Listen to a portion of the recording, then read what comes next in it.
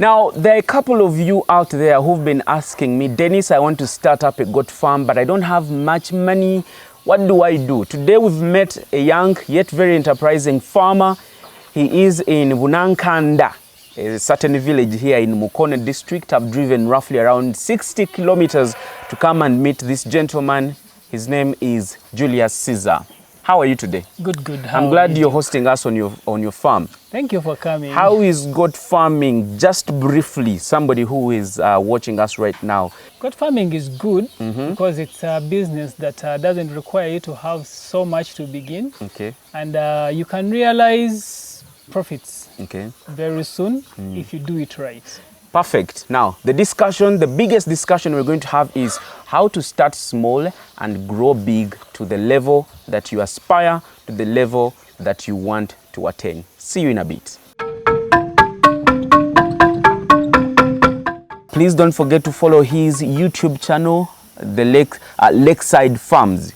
Type or search on YouTube, Lakeside Farms. If you don't see it, go into the comment section. I've pinned that comment that has his YouTube channel, a link to his YouTube channel, but also his contacts, just in case you've admired his work and you want to talk to him. So Julius Caesar has been doing goat farming for quite some time now. Okay, not a very long time. How many years now? 3 years now. 3 years now. Yeah. And he has attained a certain level that he didn't start with. Now we want to know, Julius, should I have millions to start goat farming? No. Okay. The only thing that will require you to have millions is land. Okay. But if you have land available, you don't require millions to start goat farming. If I don't have land, how best can I get land? I will advise you, if you have money to buy, look for land not so close to town, because if you're going to find land so close to town, that is going to be very expensive. So if you're going to buy land, look for land where it is cheaper. Here, we used to buy an acre at 15 million, but right now it has gone up to 60 million in a period of just 3 years. So you see, land can be good anywhere you find it. So if you don't have money to buy land, you can hire land. Lots of people have land which they have not developed yet.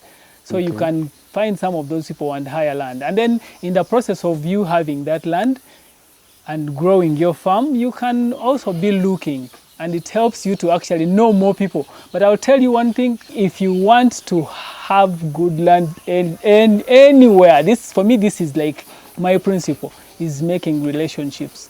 When you create relationships around anywhere you go, you will find land easily, because the people you've made your friends know where cheap land is. They know who is selling and who is not selling. They know who is not going to rip you off. They know who is not going to steal from you, because you know land is a lucrative business right now, and many people can take advantage of you and take your money without even giving you the exact land that you think you're paying for. So that's about land. You can hire, you can buy, but if it's not about land, you can actually start goat farming. We started with 10 goats, and we started with pure locals, no crossbreeds, none whatsoever. So we started with those 10. Lots of challenges have been here, but at least we've managed to get somewhere because we were willing to put in the hard work. We were looking at other farmers who advised us here and there. And from the 10 goats, as Duke will be showing you, we've multiplied goats. We have something you can look at. And of course, we've sold some, we've slaughtered some, but still the farm is growing. So what you basically need is land. If you have land, the rest won't be so expensive. And I've realized that many people fear starting with local goats, but this is something that scares so many farmers. People are afraid of starting with local goats, but even when you start with local goats, it is good enough, because we started with 10 local goats, like I told you, and those 10 local goats were here for a period of, until now, we still have most of our 10 local goats we started with. They've given birth, we've sold off some, we've slaughtered some, but they're still here. But the key principle is start. With whatever you have. With whatever you have. Okay. When it comes to housing, if you are in a village like us, don't look farther than anywhere. well, the goat pen you see here that we have, all the materials came from this community. The tree offcuts, the poles, and we built a raised house. But all the material came from this community. We were looking for people who had trees to cut. We looked for people who had offcuts. We looked for people who had these Misambia poles. And they are solid trees. And we built. And the pen cost us about, minus the roofing, it cost us about 500,000. Wow. For the whole pen. But then if we include the roofing, the roof alone cost about 800,000. Okay. Yeah, because of the iron sheets. Well, they were a bit cheaper, but then. So that's roughly at most 1.5 million. Yeah. What about this other one that we are seeing in the background? Now this is basically mainly for the males because we did not want to have inbreeding. So whatever male that gets of age, goats can start mating. They can serve at 4 months. Yes. So when they get to 3.5, 4 months, we put them in this one. Yeah, this can hold about 10 of them because we can keep like two in all, three in each. Okay. They are about 4 segments. Paddocks. Yeah, they have about 4 paddocks, and each can hold at least 4. Okay. So yeah, this one cost us about 500,000. Okay. That's including the poles, the wire mesh, and the iron sheets. Yeah, and if you want to start, you have to get involved. What do you mean you have to get involved? What I mean by you have to get involved is don't leave everything to be done by the money. Because money itself can be a limitation. Sometimes you don't have the money. Okay. And you need to build. So what can you do in that case? What we did for us, we bought the poles, we bought the iron sheets, we bought the wire mesh, we bought all the timber we needed. So together with my worker, the person who helps us here, we dug holes, we built that thing by ourselves, with our own hands. It doesn't look so smart, but who cares? As long as a goat will not tell you that my house does not look good. The rain does not rain on them. It's well raised, so all their dung goes through, all the urine goes through, and it's kept clean. So there is no complaint there. And even if the goats wanted to complain, at least it's clean. They wouldn't complain. So you have to get involved. We built that thing by ourselves. We nailed everything. But also, what I can add on to that is visit people who are keeping goats. Okay. Several people, not one, not two, because you may visit people and they have the same product and you wouldn't know what else is there. But when you visit several people, you will be able to see and you'll be able to know what exactly is meant when you're going to build a goat pen. This kind of pen, like where our males stay, we saw it from a guy who sold us some goats. Actually, he sold me the Boer male that I have. The guy has over 500 goats, but his building is so basic. Basically, that's how he builds. As long as he puts where they can feed from, the rest of the setting is just so basic. So visit people and borrow ideas from there. Borrow what will work for you. Of course, not everything will work for you when you visit them, but borrow ideas and pick only what will work for you. So we built this thing. It's very good for the goats. They eat from in there. They sleep in there. It's clean. We try to keep it clean, and it's strong. Okay. At least it will take us for another 2 years before we have to repair it. Okay. So yeah. When you say everybody needs to start small, how small are we talking about? 1 goat, 2 goats, 3 goats? What sort of capital should somebody have? At least to say, I've also started small. If I'm going to eliminate the cost of land, yes. If you have 3 million shillings, you can start goat farming. Because from the 3 million shillings, you will say the 1.5 is for building a pen and fencing off. That's 1.5. Or even, let's say, 2 million. Fencing off their exercising yard and building a pen. 2 million shillings can do. Only that maybe the prices for iron sheets and nails have gone a little bit higher. But if we put that in consideration, then let's say you need 4 million. So you say 3 million is for basically constructing and fencing off. Then the 1 million, if you're going to start small, I'll say go buy yourself local goats. Buy those ones that are at the youthful age, about 4 to 6 months. Then if you know you bought 4 to 6 months, in a period of 8, let's say you buy them at 6 months, if they go up to 9 months, they are ready to conceive. So that's when you need now to look and see where you can get more money. If you can get another 1 million in that period and buy either a crossbreed or a good male from any of those farmers. There are so many farmers. Duke here can tell you where to buy those. He knows where people who are selling those goats. Yes. You just get that male, as long as it's a good breed. Put it with the females. When those females conceive, even the crossbreeds they give you will be good goats. Okay. So at a cost of 4 million, you can start a goat farm. Okay. Yeah. Wow. Did you mention the number of goats somebody can start with that 1 million? You can buy a local goat, depending on where you're buying it from, not considering the cost of transport. You can buy a local goat at 150,000. That's a mature one. Okay. Yes. So that's roughly 1 million. That could give you around 6.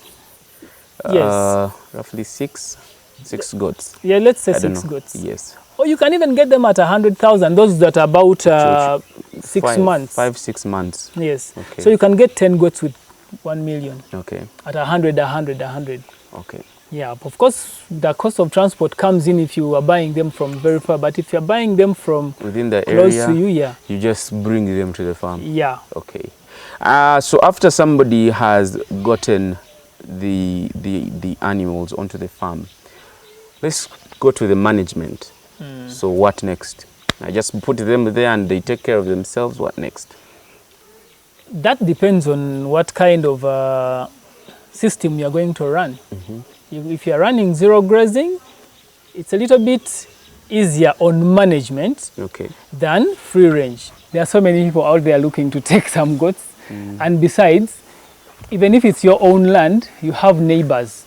You don't want to be in trouble with your neighbors. When your goats stray off and go eat people's things, and then you are getting into problems. Then also is, for example, for us here, we are close to the lake.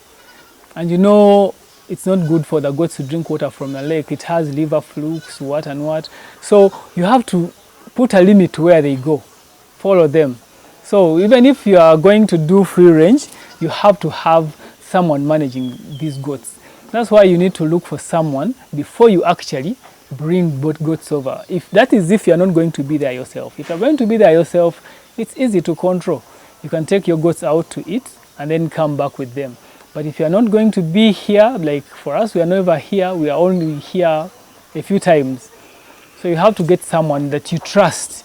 But I've always told people that when you're getting someone, the management, someone to look after your animals, you need someone who's creative. Goat farming is not just farming just for. You need someone who's creative, someone who knows how a goat gives birth, how can I help a goat when it's giving birth, someone who knows if there is no grass, where can I find grass, if there is no water, where can I find water, when do they need water, what time do they need to get out to go and eat, what time do they come back, when should I put them inside to sleep, because you know, goats are not actually inside animals. They only go inside when it's raining or when it's dark. If you force them to go inside, that's when they will fight and even make themselves lose their babies. So management is very key, depending on the kind of system you choose. For zero grazing, you have to be prepared with already what they will feed on, planted, or have to know the source of food, where your food is going to come from. Otherwise, if you're doing zero grazing and you're not prepared with food, you're going to face a lot of challenges. Here we faced that kind of challenge when we brought our 10 goats. We hadn't planted grass. Okay. And we suffered here looking for grass. By then we didn't know so many people, but eventually we started making, like I told you, we make relationships. So we made relationships. People allowed us to graze on their areas. Okay. And also, they also allowed us to start cutting grass and bringing it. Okay. Initially, we were on purely zero grazing, but we had to leave it out because we were getting nutritional challenges. So now that you had nutritional challenges, let's advise somebody out there who wants to go into goat farming, but on a zero grazing basis. What sort of grasses or pastures should they prepare first before they can actually bring the goats onto their farm? There are many types of grasses, but there are those that are basically for keep goats going. For example, napier, you need napier. Like to keep their bellies filled, you need napier because it grows. You plant a few stems and it grows so much. You have a lot you can feed the goats, but it has very little nutritional value. And then you can plant maize. Maize also, if you do silage, and this also, even maize doesn't have a lot of nutritional value, but when you let it grow and the combs come to a milky stage, and you cut it and make silage, it has some protein and carbohydrates. But napier usually has just carbohydrates. So you can plant napier and maize and make silage before you stock goats. Okay. But the best grasses I know is Chloris Guyana and alfalfa. Okay. Those grasses have a lot of proteins, and those grasses can help you on the other side of the nutrition of the goat. So if you have napier, you have alfalfa, and you have chloris, You're are good sorted. to go. Yeah. Okay. So that's how you can start small and grow big, just like Mr. Julius Caesar has said. Please don't forget to follow his YouTube channel, the Lakeside Farms. Type or search on YouTube Lakeside Farms. If you don't see it, go into the comment section. I've pinned that comment that has his YouTube channel, a link to his YouTube channel, but also his contacts, just in case you've admired his work and you want to talk to him. He's a married man, by the way. I just needed to make that very clear so that you don't mess up his marriage life. You don't call late in the night. Me, even at 1 or 2 a.m. the night, I receive calls. But I think my woman has gotten used to this, so she doesn't get mad.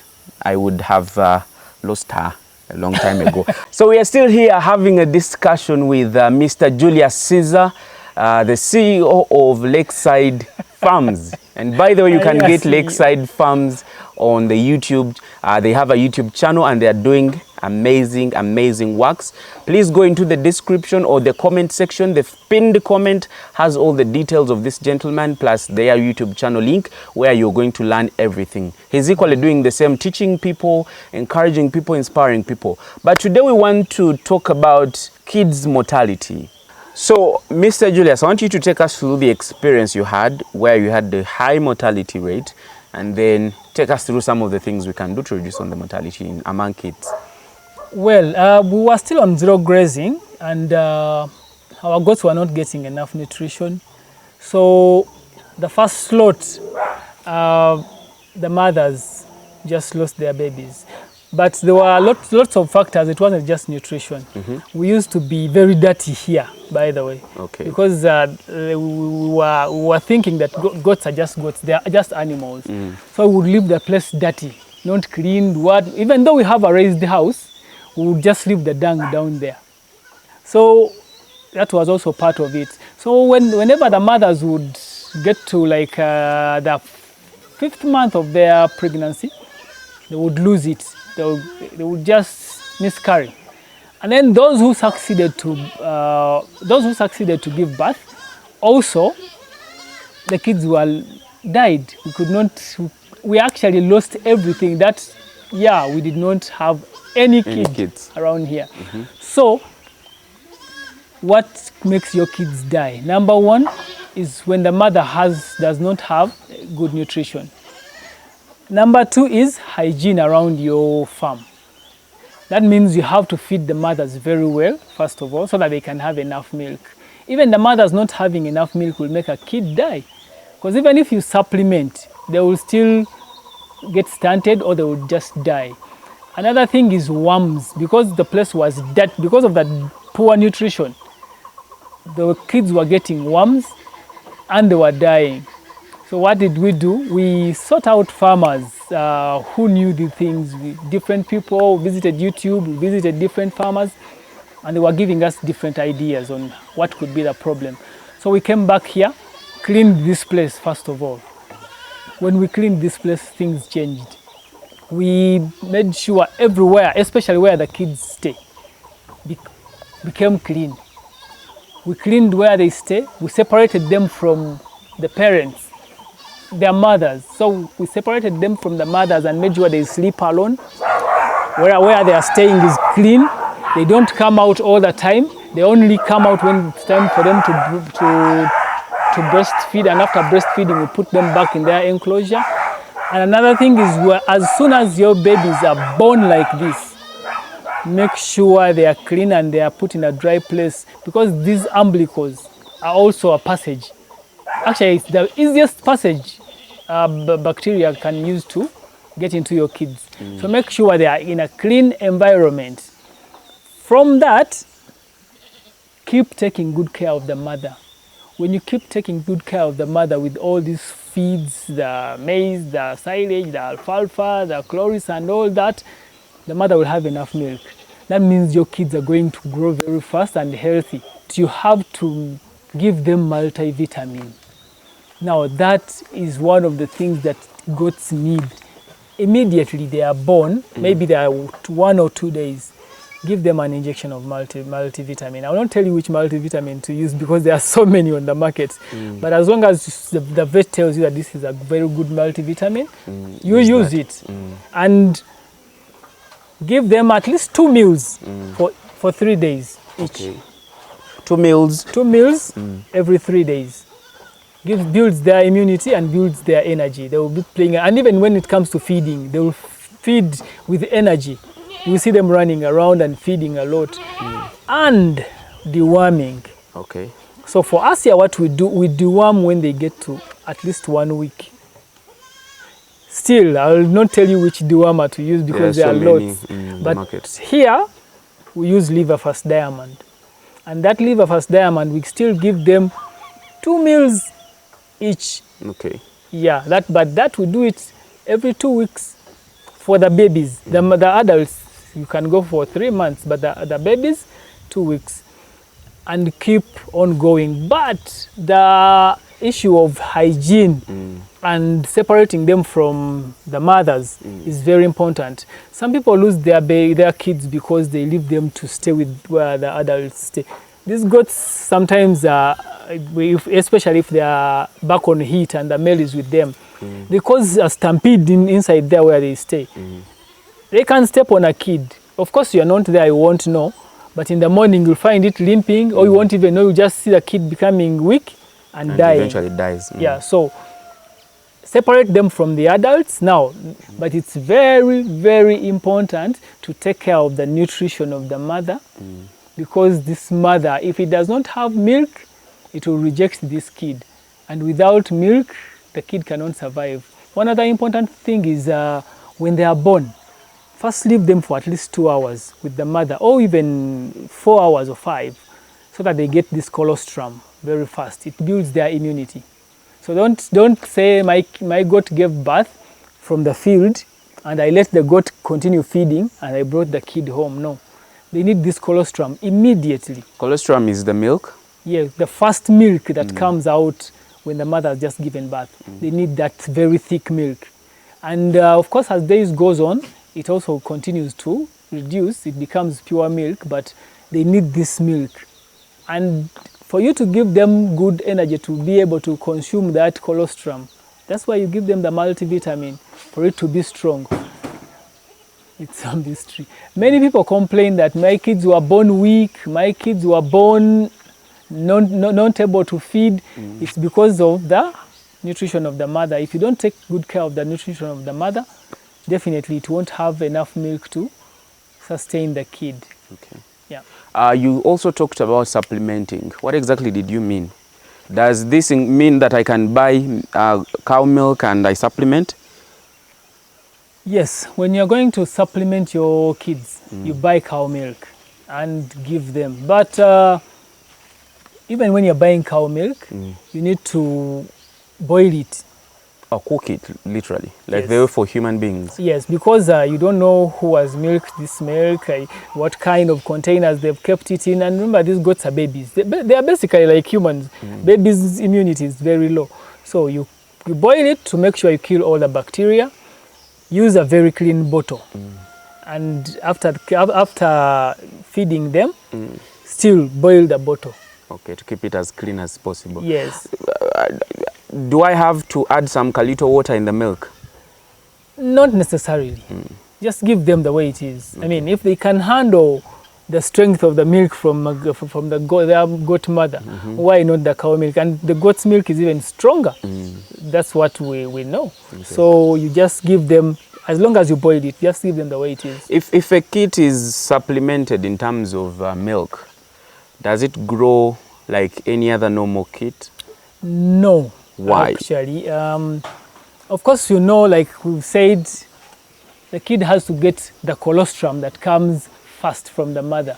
So if they've not had this chance of getting that colostrum, and the nutritional values of the goat's milk is actually stronger than that of a cow. And then also the feeding intervals. Of course, you are not always at the farm. These guys, you tell them, make sure that goat feeds in the morning, at 10, at midday, in the evening.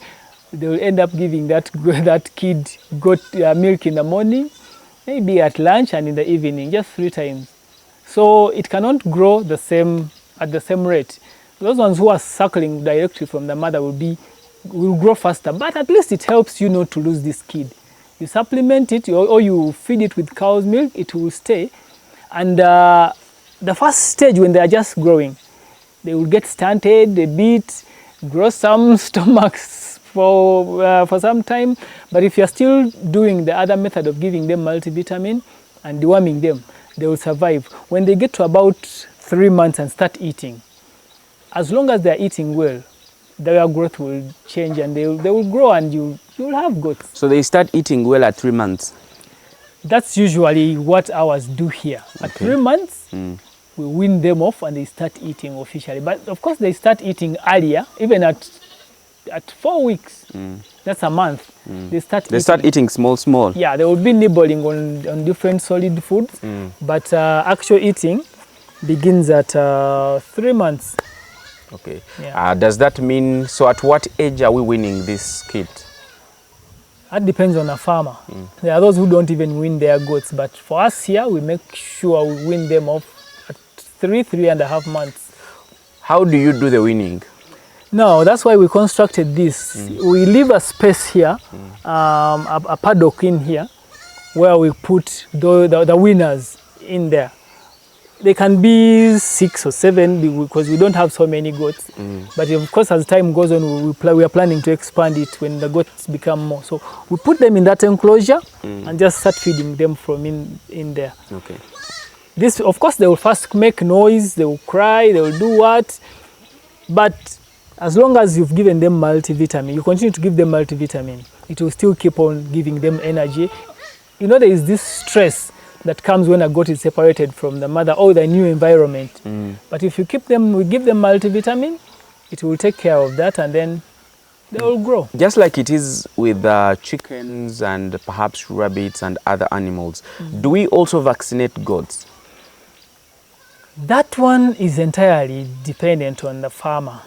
I used not to, but now I do just once. I say once in a year. I told my vet to do it once in a year. Whatever he vaccinates, you don't know. I don't even know.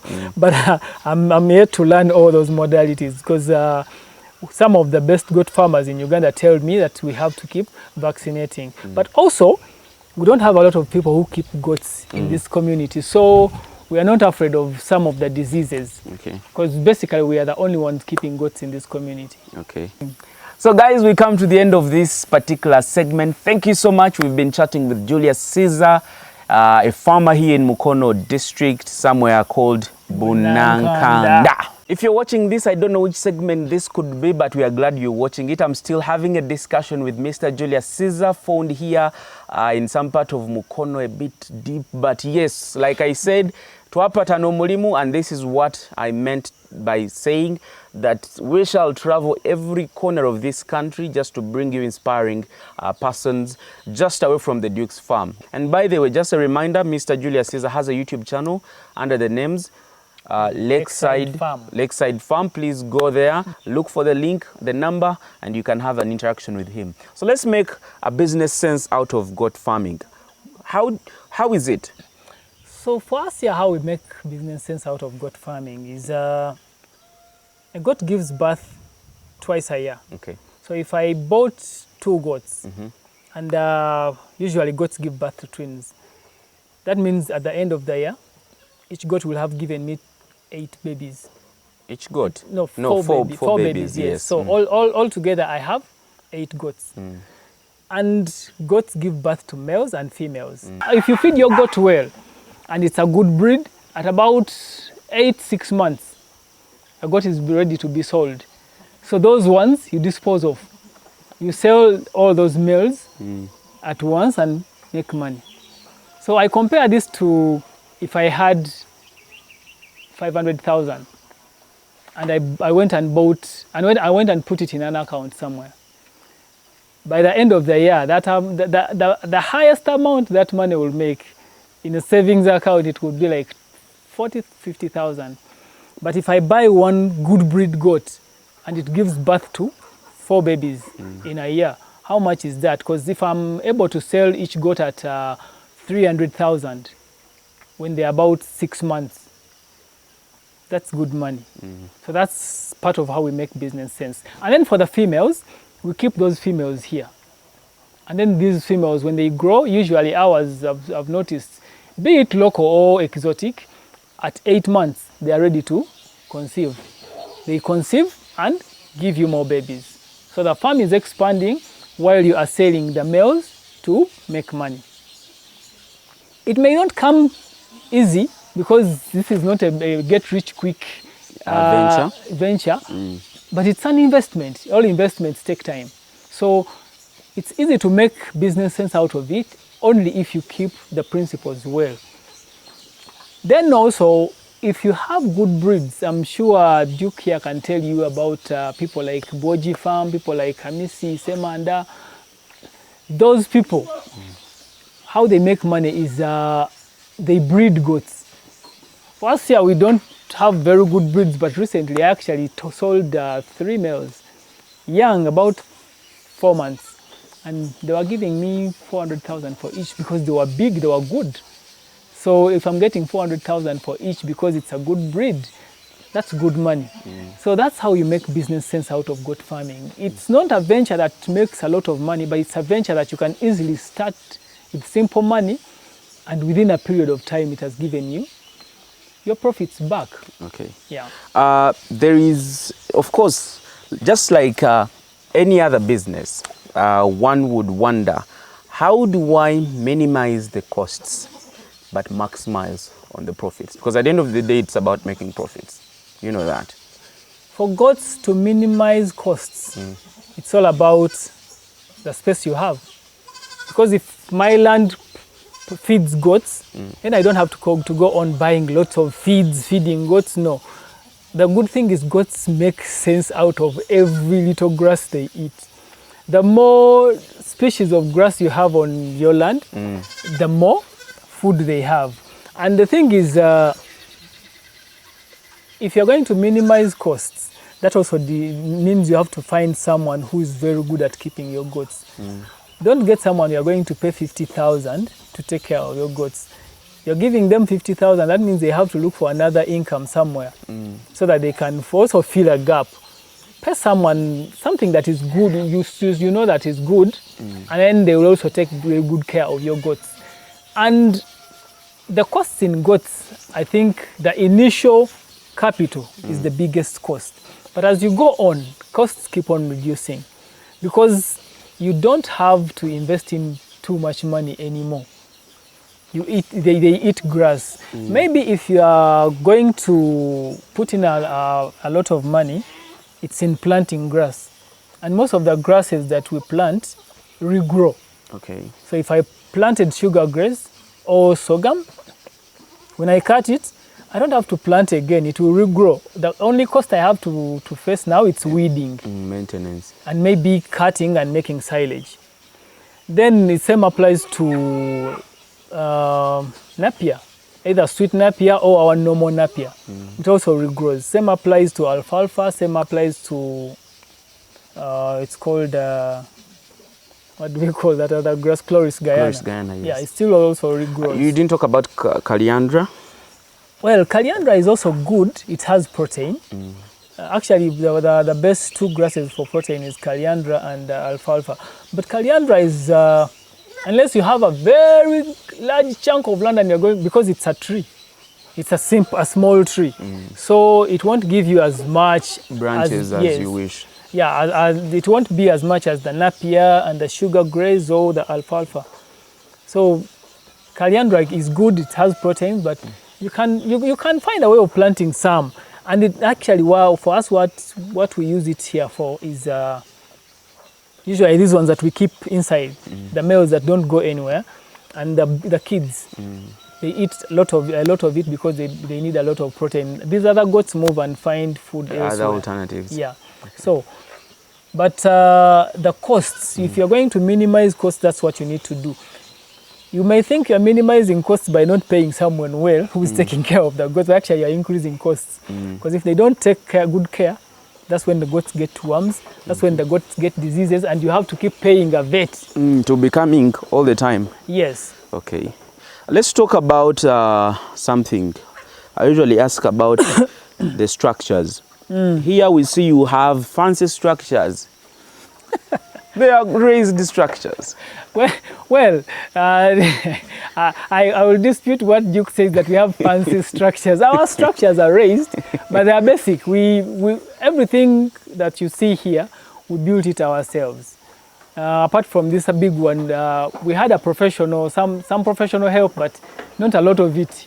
The only thing he did is maybe to roof, but the other putting of poles, we did it ourselves. Okay. So, the structures, a raised house is very good. It cuts out a lot of problems. Worms, because and pneumonia, because when these goats urinate, the urine goes down there. When these goats poop, all the poop goes down there, and it's easy for someone to just clear it out. And even if they are lazy, at least they can clean down there once a week. But if they are not going, you have a ground house and someone cleans it only once a week, those are lots of problems. And when you raise the house, you are avoiding all this urea that comes up and then goes into their nostrils, and you get pneumonia. You hear goats coughing all the time. Then also worms like breeding from where animals have messed up. So you are also minimizing the amount of worms that your goats will be exposed to if you raise the house. But that also depends on where you are. I like what Madame Boji said. That depends on the environment where you are. For us here, being close to a lake, the soil is so soggy. So if you're going to put your goats on the ground, it's a bit of a challenge, unless you're going to put concrete. But if not that, it's as simple as just raise the house. It's not so expensive if you only are in a village somewhere and can access cheap material like us. Okay. You didn't talk about water. Do goats take water? How important is water in the life of a goat? Water is important in the life of a goat, just like in the life of any other animal or even humans. Because you've ever gone to a butcher, bought meat, put it in a saucepan, you fry it, and instead of 2 kilograms, now you have like 1 kilogram. That means all the water has evaporated. That means for your goats to build body, for your goats to build muscle, they need water. And if your goats are eating dry matter, like if you're giving them hay, they need to have water to help them break down the food. And most people say goats don't drink, but well, that's because they don't get the advantage of being given water. And that's what most people get their goats used to. But it's not good. That's why you will find someone who has kept 5 goats for years, because they don't give them all the nutritional values that they have to give them. And water is one of them. So for us here, what we do is we make the water available. and we give them the feeds. Whenever a goat gets thirsty, it will run to that water. So what you have to do is to make sure that water is always available. Some goats don't want to drink, but what you do, get some molars and put it in their water. Make it a little bit sweet. I mean, everyone likes sugar. Things, yes. So everyone likes something sweet. Okay. They will drink. Our goats here used to drink about 2 jerry cans, 3. But right now they can even drink 10 because we mix in some little molars, and we don't put a lot. In 2 jerry cans, we put just half a cup of molars. Just that little taste makes them drink a lot of water. Perfect. And it's very good, especially the breastfeeding mothers. It helps them get good quantity of milk. Yes. Okay. Perfect. The next time we shall be featuring Mr. Julius Caesar will be him explaining to us how to make molasses, what pastures to include, what pastures not to include, among many other things. You've been a great audience and a great information giver. Until then, ladies and gentlemen, please visit his Facebook and most importantly, his YouTube channel, Lakeside Farms, so you can get to learn a couple of things because he does upload all the videos in relation to farming on his channel. One other thing he forgot to tell you, that he does local chickens, and the local chickens are the ones that are actually taking care of some of the bills around the farm. So you could literally do the same, have something that can give you money, that can pay off workers, buy a few things here and there as you wait for your main project, which is goat farming, to start giving you as well. Until then, it's a goodbye. We love you. Have a great time.